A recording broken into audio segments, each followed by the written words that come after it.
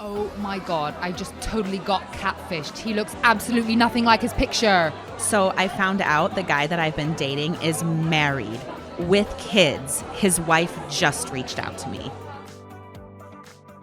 Welcome to the meat market. The single scene is a slaughterhouse and we are here to devour it. We are your hosts. I'm Lindsay. I'm Jess. And today's sizzling single is Shelby. Welcome. We got a Midwest girl in the house. Woohoo! Midwest girls are the best. Midwest girls are the best. So you made the comment that you were born in the wrong generation. What generation do you feel like you fit in best? Oh gosh, I don't know, but I feel like mostly I feel like that comment comes from me having a hard time relating to people my age. Like I feel like the conversation is always so much deeper and more intentional when I'm talking to people that are like, I don't know, 20 years older than me for some reason. And that's maybe because I was actually having a conversation with a friend of mine, and we were like, yeah, we grew up in a small town, so like wherever our parents went, they took us, so we were constantly surrounded by their friends. And it's like, I don't know, I think that kind of maybe just stayed with me. Like growing up, I was like, oh, it's easier for me to talk to people that are like 20 years older So than you're me. an old soul. Well, Yeah. and in the small towns too, it takes a while for things to catch up, right? Yeah. Like I was just home last week and my dad was balancing the checkbook, like sitting down at his desk, writing in the checkbook ledger that comes with the checkbook. Like, cause that's what in small towns, it takes time for like Technology things to like move electronic through. banking. You know what I mean? We Yeah. have electronic banking at our hometown bank, but it's like some of those things don't actually become daily life for people in a small town. So it does feel like you're sort of living in a little bit of an older time, I feel like. For sure. And then I feel like what was I saying the other day? That it's like I was bartending at the bar that I work at, and this guy and I were talking about like our traumatic experiences dating. And he's from a small town, and he was saying that, well, you grow up in a small town, so if somebody does you wrong, then word's going to get around because it's such a small town. Well, like here, so you're kind of cultured in that sense, but like you move here or to a place like a bigger city and you start dating and you realize like, gosh, people are mean. And then you're like, wait, no, people aren't mean. I grew up in a place where reputation was like everything. Yeah. And here, if you like do somebody wrong, you can kind of run away and disappear. That would be awful living in a small town where if Yeah. you're sexual with someone, everyone knows about it. Oh God, I would hate that. Yeah. And everyone dates everyone. Ugh. Yeah. Yeah. It's the pickings are slim in a small town. Right in the bottom of the barrel. There's things that are charming about it. I walk into the bank and it's like the bank teller goes to the back to get my bank statement and she's like all excited because she can save a stamp. She's like, I don't have to send your bank statement to Arizona this month, you know? So it's like cute. Like there's charm, right, in the small towns. But then my small town, for example, my dad is one of 9. And there's 600 people that live in the town that I'm from. And so when, you know, your cousins, first cousins or second cousins with pretty much the entire town, it makes it really hard to date, to have a social life. Are you on the dating apps? I'm not. No. Have you been on the dating apps? No, not really. Like before I was married, so 2013, because I met my ex-husband in 2014. I was on it for a little bit, and then I met him, and I was like, oh, he's the love of my life. Like, deleted them. When I moved out here a little over 2 years ago, my roommate was like, just get on Bumble. And I was like, all right, like, you can't knock something till you try it. So I went on a couple dates, and I was like, yeah, this just isn't for me. I don't know. Something about it. And then you met your ex-husband on the app? No, we actually met in college in an art class that we were in together. Okay. Yeah. And if you don't mind me asking, why did that not work out? Oh gosh. I was like thinking about what kind of questions you're going to ask me when I'm on the podcast. Ultimately, like it was our communication. I think too, now when I think back about it, like we were so, I say this to people, I'm like, we were so young, but we just like, I think ultimately I didn't know how to communicate. And so I was like just at this place where I felt like I couldn't talk about how I was growing. And then I just didn't. And then I felt so distanced and like alone, and I just was like, this isn't working. And I didn't take marriage seriously, like, honestly. How old were you when you got married? When I got married, I was 26, Okay. and when we got divorced, I was 28. People underestimate the power and importance of communication, I feel. I feel like we yeah. talk about this in Yeah. every episode, the Yeah. importance of communication. It's If you huge. just communicate correctly, I feel you could solve a lot of your problems. And knowing your own communication style and what works for you and what you need, and asking for what you need. Because I Well- feel like a lot of people just don't ask for what they need. No, and I think that's my problem too. Like, I've done so much work in getting to know myself over, I don't know, we've been divorced for almost 4 years now, and it's like, I feel like I know what I need, but even dating here and there over the past year, I'm just like, I could have totally just been like, I need you to sit down and tell me what you want to do for a date. Like, this is what I need from you, but I'm like, why can I not see that? Do you think that deep down it's because you know that that person isn't your person? Yeah. And so then kind of what's the point? Yeah. Like, if you know it's going to be maybe a couple dates here or there, why do why put all the effort in to sure. trying to do that maybe? Yeah, I 100%. Yeah. Because I feel like, too, things shouldn't feel like they have to be forced. So true. Yeah. If they do feel like they're being forced, then it's probably not meant to be. Yeah. Yeah, I feel like it should just come with ease. But I know that, like, anything good takes hard work, and relationships are, like, good relationships, marriage is, like, hard work. But I think that, like, it shouldn't be to the point where you're, like, losing yourself or, And do you still feel like you know right away? Like, do you feel like you know right off the bat if it's going to be a significant relationship? Not necessarily that if it's going to be the person that you're going to be with forever, but do you feel like you kind of know right away if it's going to be a significant? I always could. I feel like I Yeah. can too.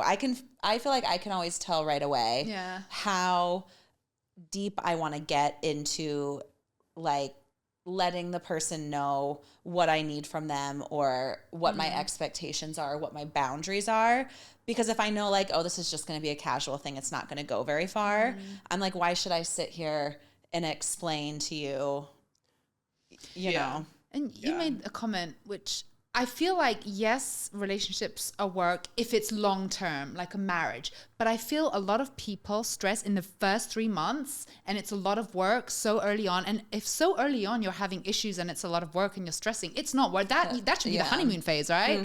I feel like you should run if it's that much work that early on. Because then Yeah, can you I agree. imagine how much work it is later down the road? Oh, yeah. Ugh. That's why I'm just, the time that I've spent over this past year with myself, I'm like, no, I'm not going to hold back anymore with communication. I'm going to ask the hard questions right away. Good. And this last guy that I dated, I was asking, like, the hard questions, and I could feel that he didn't really know the answer, which was totally fine, but it made me think, okay, our timing's just not right. So, yeah, I feel like those kind of conversations have to come, like, in a fluid way, or else it feels forced. Do you want to get married again? Are you looking to have kids? Yeah? Oh. Yeah, I want to get married, and I want, like, a big family, but I know that I feel like I have to just trust in God's timing, because in the past I feel like I forced things because I was trying to, like, control the outcome of my future, like this pressure of society's expectation. Well, how old are you? You're still young. I'm 32. Okay. Just turned 32. Did you and your ex-husband try to have kids? No. No. No, we talked about it and had the conversation, obviously, like, before we got married and everything. But like, after the first year of our marriage, I was like, I'm gonna have kids. COVID happened not long after we got married, and I think that my brain was just like, what next? Yeah. So I look back at it now, and I'm just like, I felt like he kept pumping the brakes, slow down, but I was like, no, let's go. And then I look back at it now, and I'm just like, it was timing. Like, everything was timing. When was your last relationship? My last relationship was about a year ago, like over a year ago. How long was that for? We dated for, like, about 9 months. Okay. 9 months. That was here? Yeah. And why It's did like that end? my first really and, like, only consider that a relationship. Did you meet him on Bumble? I've dated like guys for about a month, and I just don't consider those relationships. So it's when people ask me that, I'm like, what do you consider a relationship? Yeah. No, I met him at the bar that I worked at the time. He was a customer? Okay. Yeah. Which is that a red flag if a guy's constantly at a bar? Because I dated a guy, the last guy I dated was last summer. It was last July, and we dated for about a month. But I knew him. I'd known him for years, and it was like we ran back into each other, and he was like, hey, you're single, I'm single now. Yeah. Why don't we go out for drinks? Okay, cool. So we went on a few dates. But it bothered me that he didn't have really any other hobbies besides just going and sitting at the bar. Like if he didn't have anything to do on the afternoon, he would just go sit at the bar. Yeah, and I never want to talk like badly about any of my past relationships, but he did do that. Yeah. And he did have hobbies though too, which was like what attracted me to him. Like he was really into CrossFit, and he was really into his job too, which made me believe that he was a very passionate person, which I was also very attracted to. But it just didn't turn out that way. Yeah. But the bar was more important. So does he still come to the bar? No, so did he have to find a new bar? Yeah. No, that job I actually was like my first job I got when I moved out here. Okay. And I left that job after everything kind of went down with him. I'd actually kind of left it before, but then kind of stuck around because I really liked that place. It felt like home. It was a Nebraska Husker bar. So it was like my people. Yeah. But I actually had to end up getting an order of protection against him. What? Dang. Why? Yeah. So I was like, this is probably how this conversation is going to come up. And because one of his hobbies was stalking. No, he wasn't a stalker, but I think that he like was somebody who eventually over time like revealed to me that he was in like a lot of deep pain, and hurt people hurt people. I've come to understand that, very true. And he basically, the night that I finally was like adamant that we were breaking up, he broke into my house multiple times. What was his intention for breaking into your house? Not wanting me to leave him, begging me to make it work. And oh God, that's scary. That is very it scary. was scary, and I think back about it now and I'm like, it was scary at the time, and I think back about it now and I'm like, he was just reaching, like he was just so like just wanted to be together. So I don't know, I don't think he would ever actually hurt me or anybody, but I don't know. I had an ex do that. I caught an ex, no complaints. Doing what? At my house, kind of looking in the What? living room. That is so Like creepy. looking in the living room window. What did you do? Yeah, I went out there and I was like, "What are you doing here? Why What did are he you say? here?" And he was like, "I just missed you." Oh my! And I was why like, did you text me? I was like, "You need to leave and never come back." Wait, was this again. after you broke up? Yeah. Oh Yeah, my but God. it's scary because I don't think he had any intent to hurt me or anything like that. But it is scary because it's like you let these people into your lives and they know where you live, obviously. And so it's creepy. Didn't you used to date a cop? Yeah, we dated for a very short-lived time. Yeah. After me and my ex-husband split, we were friends, like knew of each other, and then we dated for a little bit, and then we both kind of mutually were like, okay, I gotta work through this divorce. I wasn't like officially divorced, but we were split, and I was like, yeah, I think I'm moving back to Nebraska. And he was like, yeah, I think you should like go find yourself, post-divorce, because he'd been through one too. So we stayed friends, and then he passed away in 2021. Oh, I'm so sorry. Yeah, 2022. Yeah. Aww. Yeah. No.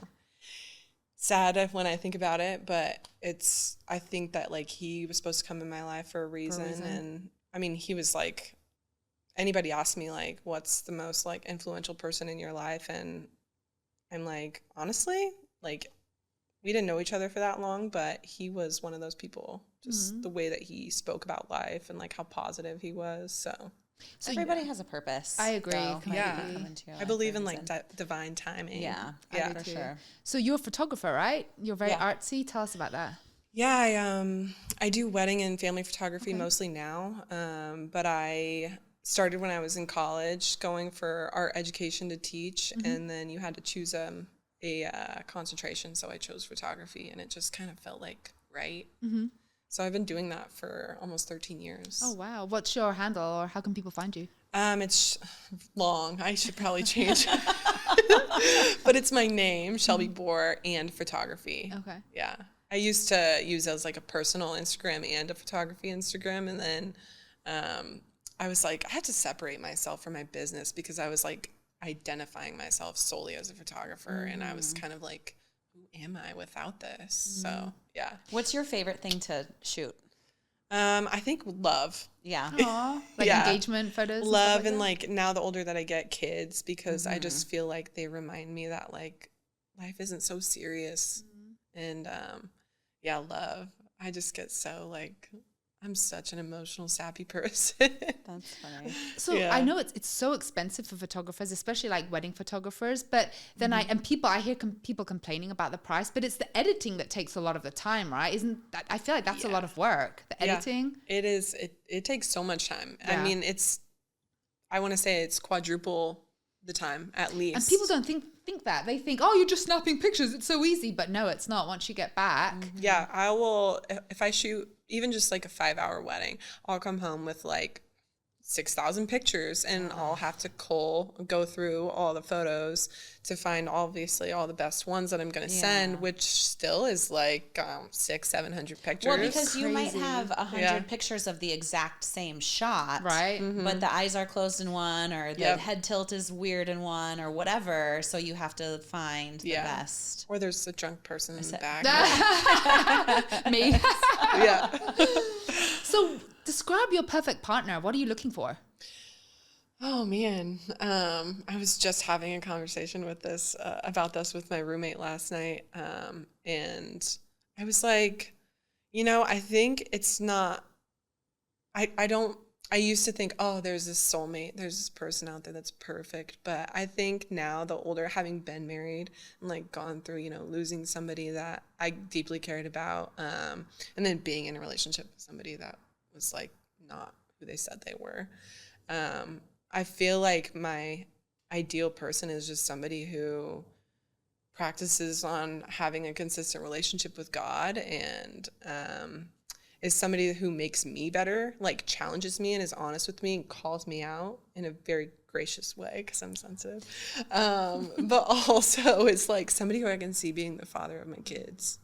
And so ultimately I think somebody who like respects themselves. Are you emotional too in your sensitivity? Yeah, I'm so emotional. Yeah. Because I'm sensitive, but I'm not emotional. Yeah. And so but I can feel where you're coming from, because if you're sensitive and you're emotional, it's hard to be with someone who can't grasp it. Yes. Yeah. Yes. Yeah. I dated somebody for like a little bit back in November, and he was the sweetest guy. But I just felt like there was a part of me that couldn't fully be myself with him. And it's that emotional aspect where I'm just like, can you hold me at my lowest? Because it happens about once a month. Yeah. Like, Yeah. Yeah. Are you ready for it? I'm ready for it. The Keep More Minute, brought to you by Tactical Tax Strategies. They help you keep more in your wallet. We help you keep more in your relationship. So we have a listener question. Let me pull this back here. If I can find it. All right, this question is from Lindsay. She says, Lindsay, Not me. with Linzi. It's spelled differently. We matched on an app and now we're texting 24/7. Is it too soon to catch feelings, or is this just how dating works now? Oh. I feel it's all situational, right? If you meet the one, I feel like you can catch feelings right away. If you are constantly talking and getting to know each other, if they're texting 24/7. I don't equate texting 24/7 with catching feelings. I had to meet you. I equate texting 24/7 as no boundaries and Yeah. just like a constant access, like the need for constant access. So have they met in person yet? I don't know. Oh, so it just says it says they met on the apps. Oh, okay. We matched on an app and now we're texting. Oh, 24/7. so they haven't met in person. Okay, got Yeah. it. Well, I feel like that's a slippery slope because you could catch feelings but then meet in person and he could be 5 feet shorter than what he says he is. You never know. Yeah. That is so true. And haven't you met people from the apps where even though they're the same height and they kind of look like their pictures, they just aren't as attractive? Have you met people like that? Like their mannerisms or the way they move just are unattractive? I don't Like date you on think the apps, so I don't know. Or I feel like that's the thing that I don't want to be on dating apps for, is because I feel like it's so much easier for people to wear a mask of who they want you to think that they are. But then in person, it's even with social media. Like you can go and look on someone's social media and they can have this whole curated profile of who they want people to see them as, but then you meet them in person and that's not who they are at all. Yeah, it's true. Yeah. Most people's social media are not what their life is really like. So true. Unfortunately. Yeah. Or like, I mean, there's just, I feel like even with her texting him nonstop, it's like, do you really know his character?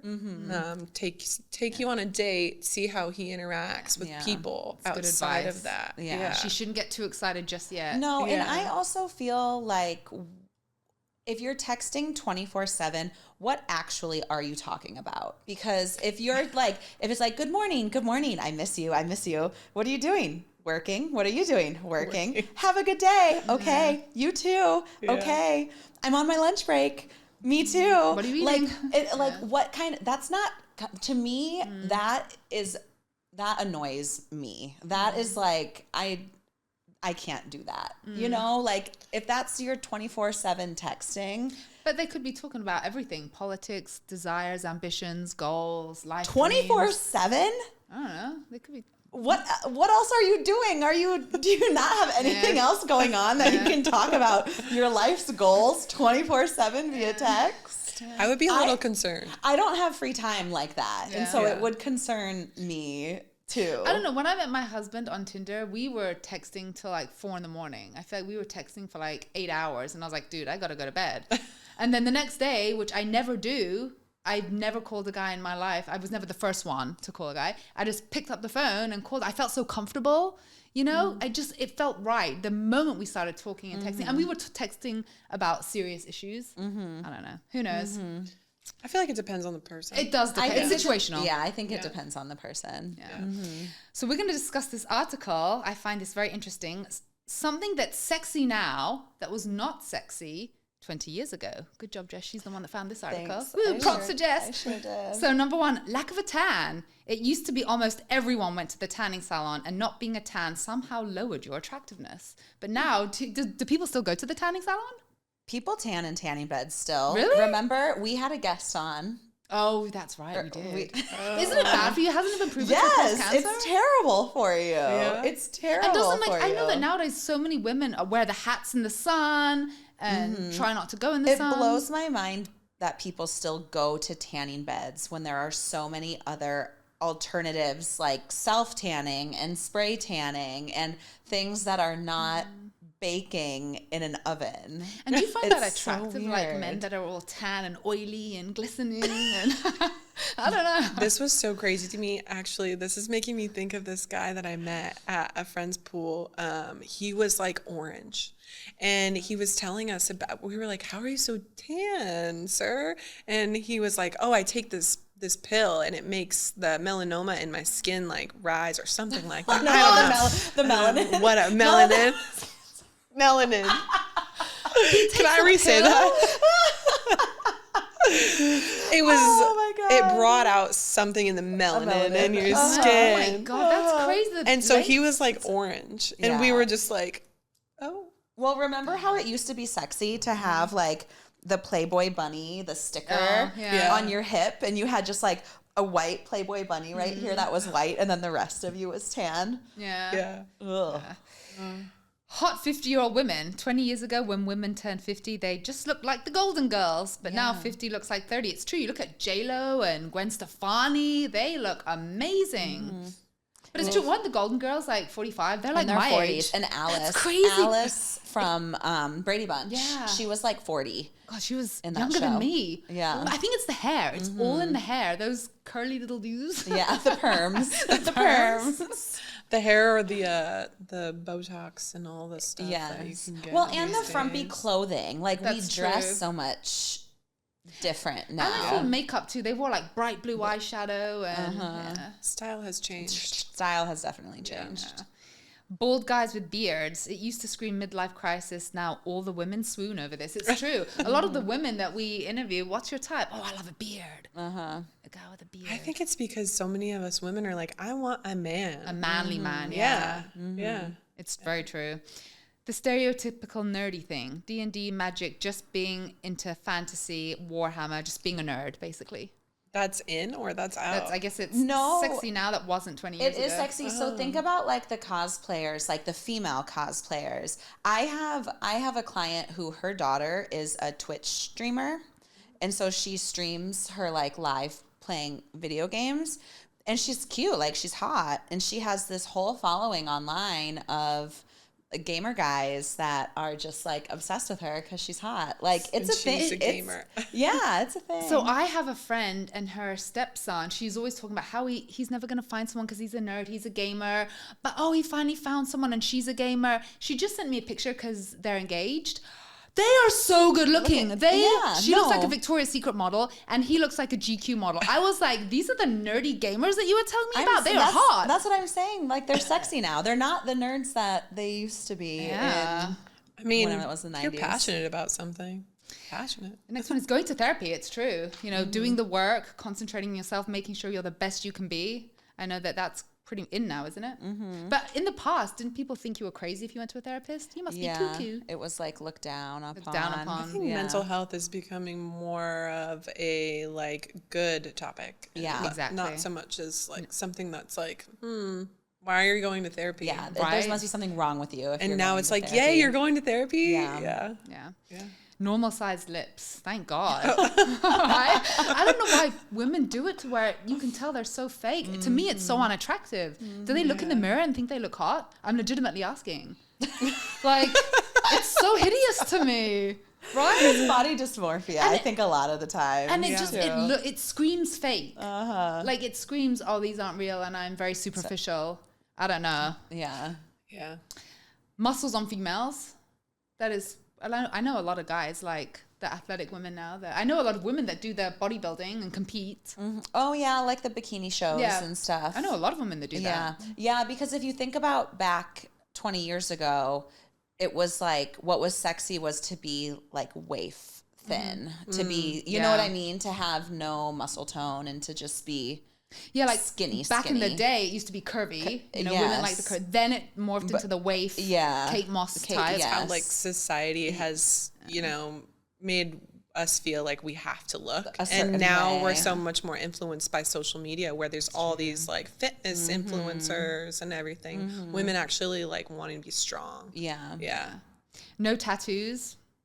I feel like tattoos have always kind of been in, haven't they? Like, No.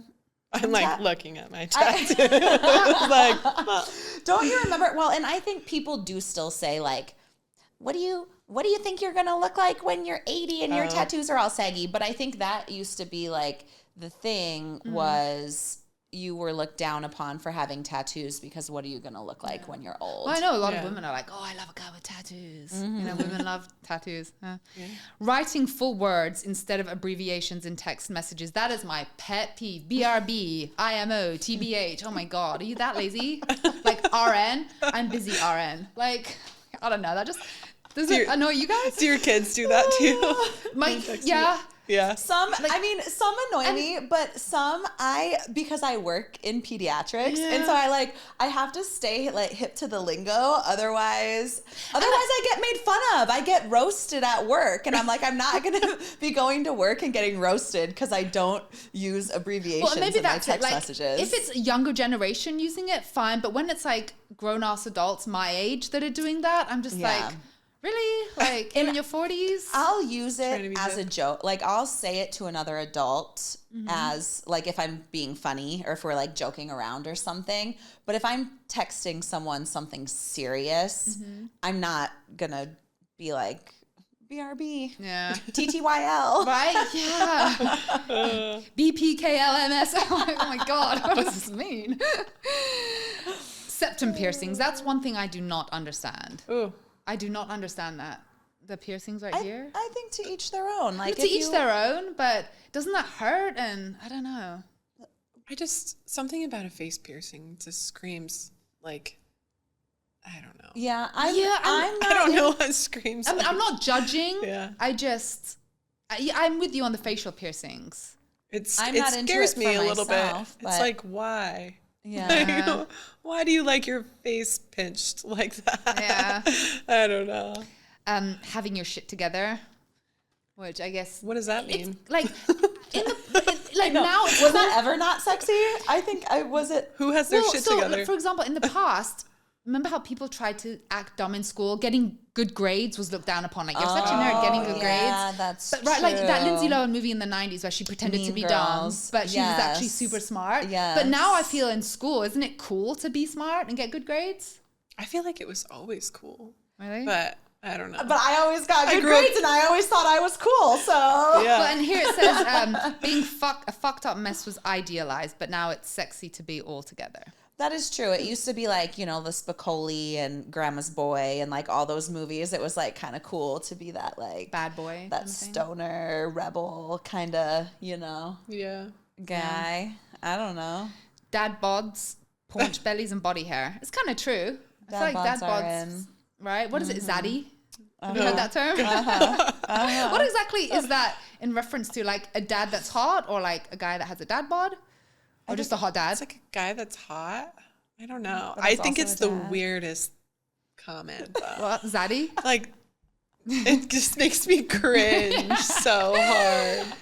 Yeah. Sweatpants with elastic around the ankles. The joggers. Joggers, yeah. That's the true. ones that are short that like have the elastic. band. Joggers used to not be popular. Yeah. That But is true. a lot of people are wearing them now, yeah. Uh-huh. Pubic hair seems to have become somewhat popular again.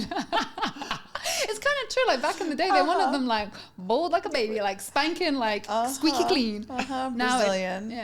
Now it is kind of making a comeback. It I is. guess. We had somebody on who was it? We had a guest recently that talked about this. Yeah. Because he was like, I don't like it. I don't like it if there's nothing down there. Yeah. So He wanted to feel like he was with a woman. yeah. It makes sense. Yeah. High-waisted jeans. I get made fun of when I wear my low-waisted jeans. Apparently those are out of style. They're coming back, Lindsay. Are they coming Everything comes back around. Yeah. They'll be back in. They'll be back in a year. Being chubby. Back in the day, having any meat on your bones at all was practically considered morbidly obese. But nowadays, we just call it being thick as fuck. Or curvy, or what is it, big back? Big back? Big. Is that a negative term, big back? Kind the kids of. use it all the time. Yeah, they kind of use it, and it depends. I mean, I think it depends on, but yeah, because I could say like, because like I'm hungry right now, so I could be like, my big back like needs something to eat because I'm hungry. But you could also use it as an insult to someone if you were like, Feeling feisty. okay, big back, yeah. Eyebrows wider than a millimeter. The thick eyebrows are in now. I plucked mine so thin. I don't know why. Back in the day, they don't grow back. And then they never grow back. They never grow back. There's a serum you can use. Oh, is there really? Because I did the same thing. And Good to know I'm not the only they one. grew back. They grew back. Yeah. Calf-length socks before you wouldn't be caught dead. Invisible socks. No-show ankles with a style. Yeah, tall true? socks. Yeah, remember that article we just talked about? Ankle socks are red flags. So, athletic women. People are finally coming around to healthy being sexy instead of super thin being the ideal. And then stability. And then Justin Timberlake. I have issues with this one. Would we say Justin Timberlake is sexy again? Would we say he brought sexy back? I don't know. I've always wondered, how tall is he? I've actually met him. He's actually not that tall. I feel like I was taller than him. Was than Justin him in heels. Timberlake ever not sexy? Yeah, didn't he go through that phase where people were making fun of him on the dance floor, like he was dancing at one of his concerts like an old man, and then he got the DUI, and then he cheated on his wife. I just feel like he's kind of gone downhill. I've never really been attracted to him for some reason. I haven't either. I haven't either. I don't like the boy band look. Doesn't he kind of have a little bit of a high-pitched voice when he talks? He doesn't seem very like manly and aggressive. I thought he was so funny in that movie Friends with Benefits, though. He was funny. good. Yeah, he's actually a good actor. He is a good actor. Right? Yeah. He is a good actor. So that's that.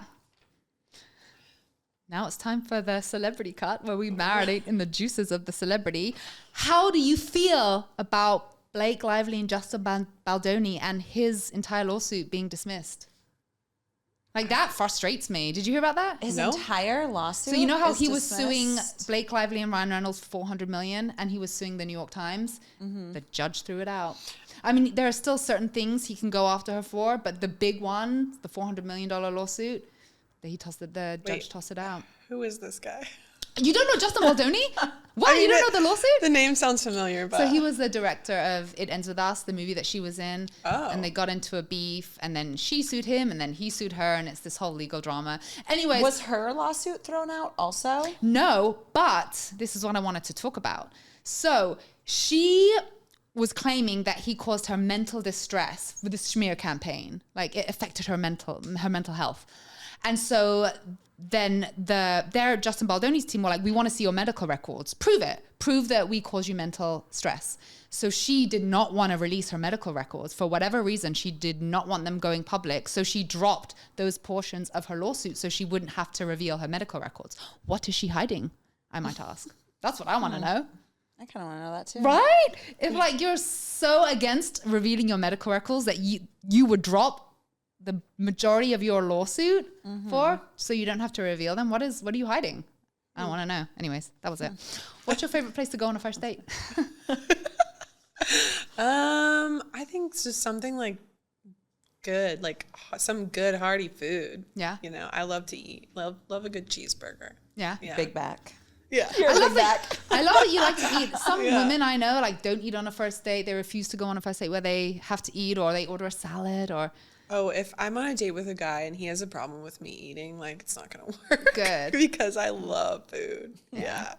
You're like it's like the scene from White Chicks where he's like, she'll have a salad. And she's like, actually, I'll have. That is my favorite scene. And I am gonna order exactly whatever she says in that scene too. Yeah. I was like you too. Like when I was single, people were like, don't order wings on a first date. And I was like, why not? I'm all about getting messy. Like, who cares? If he's gonna judge you for getting messy while eating, then you probably don't want to get married with him and have kids with him, right? That's true. Yeah, I'm like, well, exactly. I'm gonna have kids with you. You're gonna have to see all of that, right? So if you can't see me eating wings, you might as well get it out of the way on a first date. Yeah. So true. Yeah. Now it's time for the most delicious segment of the show, Zoyo and Tell, sponsored by Zoyo, your neighborhood yogurt. Pick one of these cards. Some are innocent, some are not so innocent. Oh goodness. Take one at your own risk. I'm gonna find an innocent one. We'll see. Oh my gosh.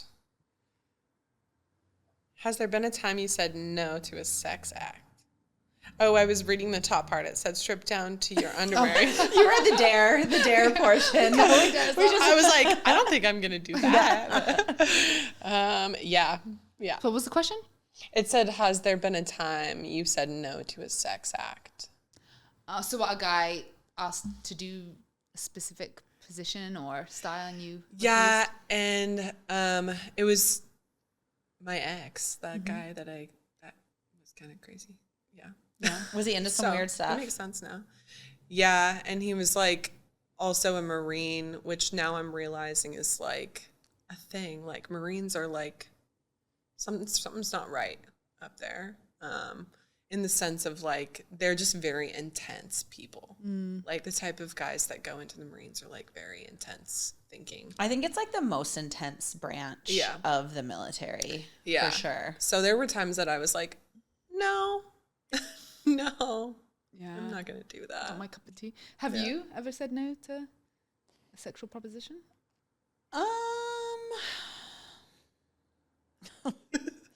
I mean, I've said no to things, but I've never had someone present me with something that I said no to because it was outside of my comfort zone or too, like, quote unquote weird for me.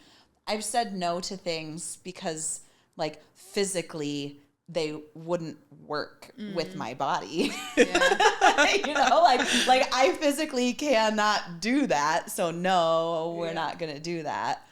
But I've never had any, like, crazy, like, weird stories where someone wanted to do something super weird. I feel like that could be a deal breaker, like kinks. Because, like, if, you know, someone's into hardcore whips and chains and the other's more vanilla, that wouldn't work. Vanilla. You know, like they just like the missionary position. Yeah. Do you have any other questions? Do you have any other questions? No, I don't think so. Well, thank you so much for joining us this week here at the Meat Market. And thank you so much, Shelby. If you want to take Shelby on a date, message us at Meat Market Podcast on any of our social media platforms or themeatmarketpodcast.com. And thank you so much to our sponsor, Tactical Tax Strategy. If you want to keep more in your wallet, you need to go to Tactical Tax Strategies. See you next week at the Meat Market. Oh my God, I just totally got catfished. He looks absolutely nothing like his picture. So I found out the guy that I've been dating is married with kids. His wife just reached out to me.